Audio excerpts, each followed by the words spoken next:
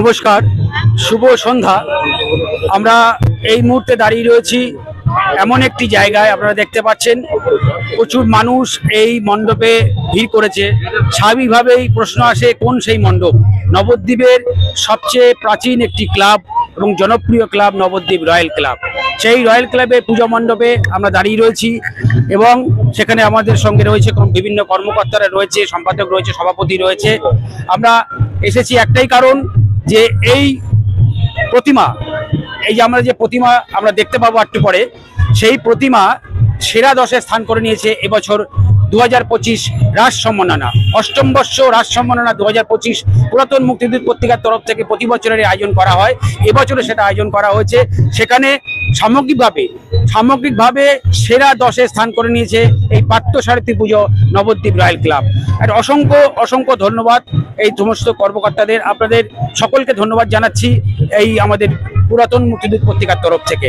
আমরা এই যে কর্মকর্তারা রয়েছে তাদের হাতে আমরা সুদৃশ্য ট্রফি তুলে দেবো। আমাদের ট্রফি তুলে দেবে শুভজিৎ, আমাদের সঙ্গে এসছে শুভজিৎ সাধু আমাদের সঙ্গে এসে, আজকে আইনজীবী, নবদ্বীপের বিশিষ্ট আইনজীবী শুভজিৎ সাধুকে বলবো ক্লাব কর্তাদের হাতে সেই সুদৃশ্য ট্রফিটি তুলে দিতে। সকলে উষ্ণ করতালির মাধ্যমে অভিনন্দন জানাবেন। এই শুভ মুহূর্তে সাক্ষী থাকবেন সকলে। নবদ্বীপ রয়্যাল ক্লাব একটি প্রাচীন এবং উল্লেখযোগ্য একটি জনপ্রিয় ক্লাব নবদ্বীপের। অদিতি সাহা একজন বিশিষ্ট আইনজীবী আমাদের সঙ্গে রয়েছেন আজকে বিশেষ অতিথি হিসাবে। তাকে বলবো সুদৃশ্য মানপত্র, একটি শংসাপত্র তাদের হাতে তুলে দিচ্ছে ক্লাব কর্তৃপক্ষের হাতে।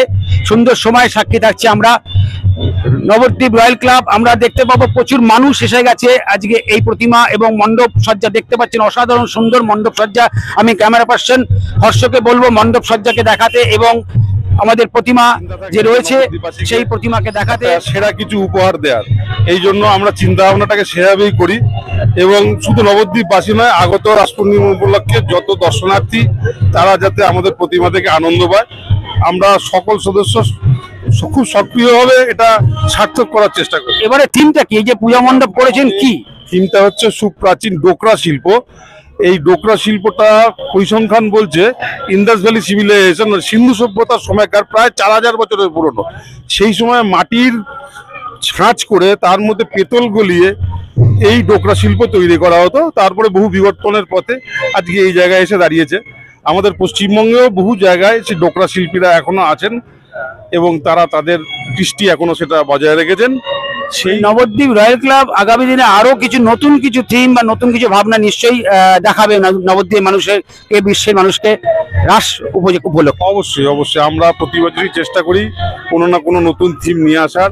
আগে আমাদের আরেকজন আমি কর্তৃপক্ষ পেয়ে গেছি, নিতাই। আমি বলবো এই ক্লাবের সঙ্গে তো এবং এই পুজোর সঙ্গে তো ওতপ্রোতভাবে যুক্ত, এই পুরস্কারটা কেমন লাগছে আপনার?